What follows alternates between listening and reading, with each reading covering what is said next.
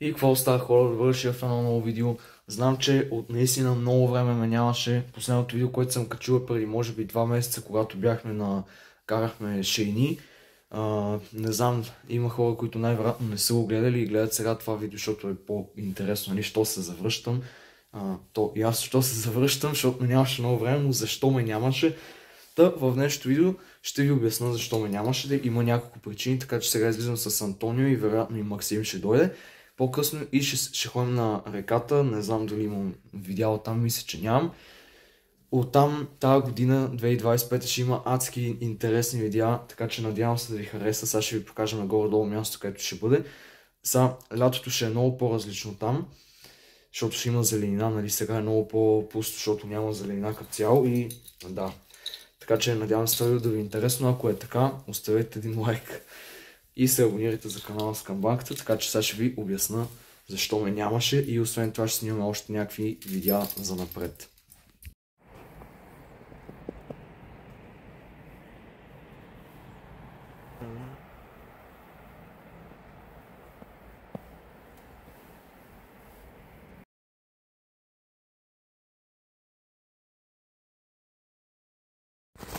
Хора, ето с Антонио сме вече на реката. Той се смее, защото това го снимаме вече за трети път, най-вероятно, защото после се пребиваме освен на леда, смееме си и не се получава после да ви обясня. Аз не знам, хора, дали в канала имам видео от тука. Ето това за малко ще се пребие.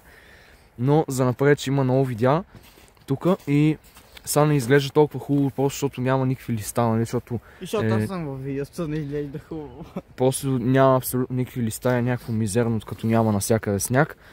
И ще е по-хубаво лято, естествено, когато това цялото хора е покрито с зеленина, изглежда много яко, защото това е все едно като горичка. И като цяло от това лято сега на 2025-та, понеже... Какво пита да що го ходим на там? 2025 ще има много интересни видеа тук, така че се абонирайте за канала, ако това ви хареса наистина. И то с камбанката, за да ви изпращате известие. Очаквайте просто много брутални неща, 100%. И съм обещал.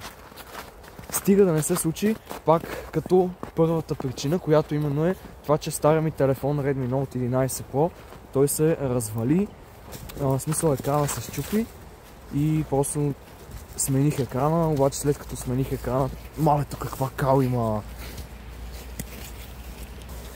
След като смених екрана, просто може би около 2 месеца беше окей, обаче след това пак, нали, няма как да е същия, защото има някакви дефекти, които когато има втори екран в смисъл така се е случило, че почна да се разваля пак лека по лека и накрая после се развали, нямаше как да го ползвам.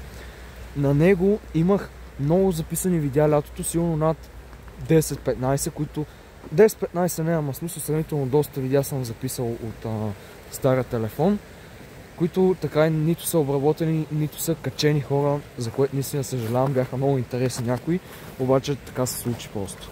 Идвам в ръката, брат.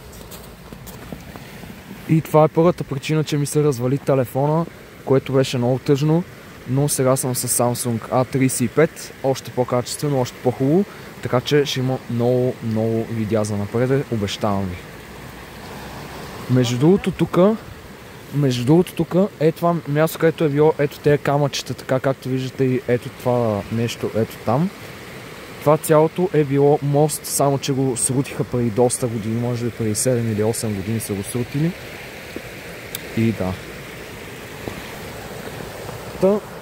Следващата причина е, че дойде новата учебна година и просто, нали, знаете, трябва да се учи, няма как да не учим, нали, смисъл, трябва да се отдадеме малко или много на това и нямам много време да снимам видеа. Като цяло, следващата причина е това, че не знам какво се случи, обаче просто реших да се разболявам през един месец буквално. Аз през един месец тази зима съм болен, не знам какво става и съм болен дълго време и това ми се отразява супер много и просто е много зле положението и нямаше как да качам видеа, нали, докато съм болен. Следващата причина, която също е доста голяма по важност, е това, че просто дойде зимата.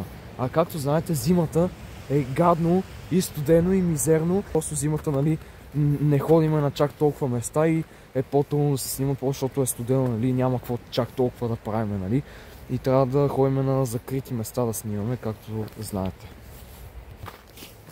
Та, последната и една от най-важните причини, затова оставих за накрая, която е малко по-тъжна, така да кажем. Че сме аз и той, буквално смисъл, може би Максим силно го помните от някои предишни видеа и евентуално един Анди, който вие сте виждали в това видео, където правихме паркур в Just Place, там на трамплините, обаче той живее в Свиленград просто и е много далече, ние сме в София и е много трудна връзката ни като цяло и да се срещаме.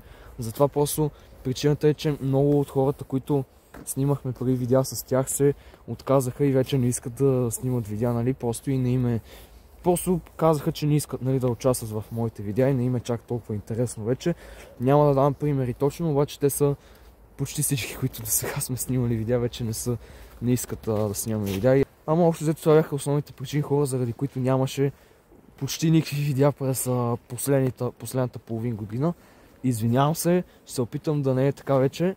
Както виждате, вече е зима и продължаваме да снимаме видео, особено лятото имаме страшни идеи, така че ако ви харесва това видео и искате да видите какво ви очаква, не забравяйте да се абонирате за канала с камбанката, да оставите един лайк. Това беше от мен, хора, от Антонио.